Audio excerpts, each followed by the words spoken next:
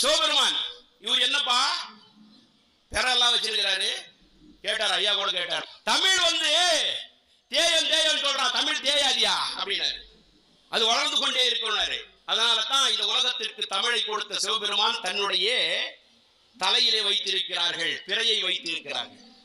மாதர் பிறை கண்ணியானை மலையான் மகளோடு பாடி போதோடு நீர் சுமந்தேத்தி புகுவார் அவர் பின் புகுவேன் யாதும் சுவடு படாமல் ஐயாறு அடைகின்ற போதும் காதல் மடப்பிடியோடு களிறு வருவன கண்டேன் அவர் திருப்பாதம் கண்டு அறியாததெல்லாம் கண்டேன் என்றார் அப்பர் நாவுக்கரசர். மாதர் பிறை கண்ணியான் அது வளரும் தவிர தேயாது.